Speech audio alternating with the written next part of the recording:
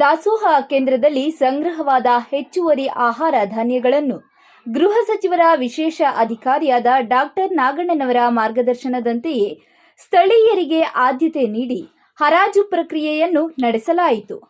ಇನ್ನು ಕೊರಟಗೆರೆ ತಾಲೂಕು ಬೂದಗವಿ ಗ್ರಾಮ ಪಂಚಾಯಿತಿ ವ್ಯಾಪ್ತಿಯ ಶ್ರೀ ಕ್ಷೇತ್ರ ಸಿದ್ದರಬೆಟ್ಟದಲ್ಲಿರುವ ದಾಸೋಹ ಕೇಂದ್ರದಲ್ಲಿ ಸಂಗ್ರಹವಾಗಿರುವ ಹೆಚ್ಚುವರಿ ಆಹಾರ ಧಾನ್ಯಗಳಾದ ಅಕ್ಕಿ, ಬೆಲ್ಲ, ಹುಣಸೆ, ರಾಗಿ, ತೆಂಗಿನಕಾಯಿಗಳನ್ನು ಕೊರಟಗೆರೆಯ ಗ್ರೇಡ್ 2 ತಹಶೀಲ್ದಾರ್ ಸ್ಥಳೀಯರಿಗೆ ಆದ್ಯತೆ ನೀಡಿ ಹರಾಜು ಪ್ರಕ್ರಿಯೆ ನಡೆಸಿರುವುದು ಸ್ಥಳೀಯ ಗ್ರಾಹಕರಲ್ಲಿ ಸಂತಸ ಮೂಡಿಸಿದೆ.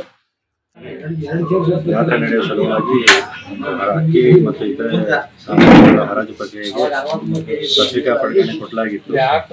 ಅದೇ ರೀತಿ ಇವತ್ತು ಹರಾಜು ಪ್ರಕ್ರಿಯೆಯನ್ನು ಪ್ರಾರಂಭ ಆಗಿ ಅದು ಯಶಸ್ವಿಯೂ ಆಗಿದೆ.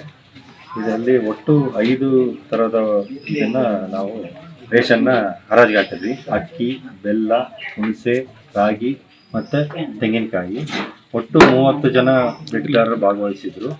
ಅಂತಿಮವಾಗಿ 5 ಜನರಿಗೆ ಇದು ಸಕ್ಸಸ್ ಆಗಿ ಅವರಿಗೆ ಆಗಿದೆ.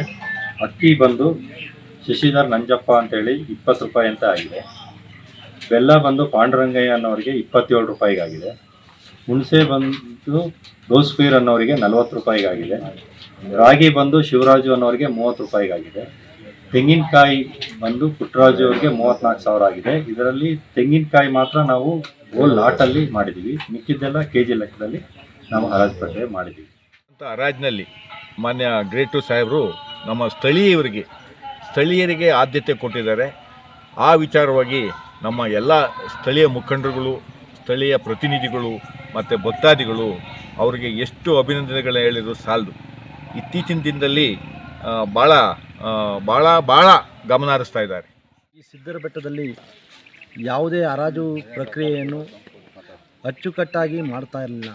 ಇಲ್ಲಿನ ನಮ್ಮ ಸ್ಥಳೀಕರು, ನಮ್ಮ ಜನಗಳು ಹಾಗೂ ನಮ್ಮ ಎಲ್ಲ ಮುಖಂಡರು ಸಹ ಇದನ್ನು ದೇವಸ್ಥಾನದ ಒಂದು ಅಭಿವೃದ್ಧಿ ಇದಕ್ಕೆ ತಗೊಂಡೋಗಬೇಕು ಅಂತ ಹೇಳಿ ಎಲ್ಲ ಶ್ರಮಪಟ್ಟು ಹರಾಜು ಪ್ರಕ್ರಿಯೆಯನ್ನು ಸ್ಥಳೀಯರಿಗೆ ಬಿಟ್ಕೊಡ್ಬೇಕು ಅನ್ನೋದು ಒಂದು ಬಲವಾಗಿ ಕೇಳಿಬರ್ತಾ ಇತ್ತು.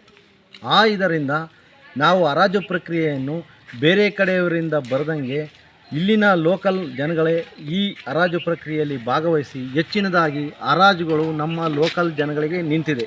ಇದರಿಂದ ನಮ್ಮ ಗೃಹ ಸಚಿವರಾದಂತಹ ಡಾಕ್ಟರ್ ಜಿ ಪರಮೇಶ್ವರ್ ಅವರಿಗೆ ಅಭಿನಂದನೆಗಳು. ಹಾಗೂ ಇವತ್ತು ನಮ್ಮ ನಾಗಣ್ಣ ಸಾಹೇಬರು ಮಾರ್ಗದರ್ಶನ ಅನಂತ ಸಾಹೇಬರು ಗ್ರೇಟ್ ತಹಶೀಲ್ದಾರರು ಹರಾಜು ಪ್ರಕ್ರಿಯೆ ಮಾಡಿದ್ದಾರೆ. ಸಿಬ್ಬಂದಿ ಹೇಳಿದ್ದಾರೆ, ದೇವಸ್ಥಾನದ ಬಗ್ಗೆ ಸ್ವಚ್ಛತೆ ಮಾಡಿ ಅಂತ ಹೇಳಿದ್ದಾರೆ. ಆಮೇಲೆ ಪ್ರತಿಮಾಸ ಮಾಡ್ತೀನಿ ಅಂತ ಹೇಳ್ತಾ ಇದ್ದಾರೆ.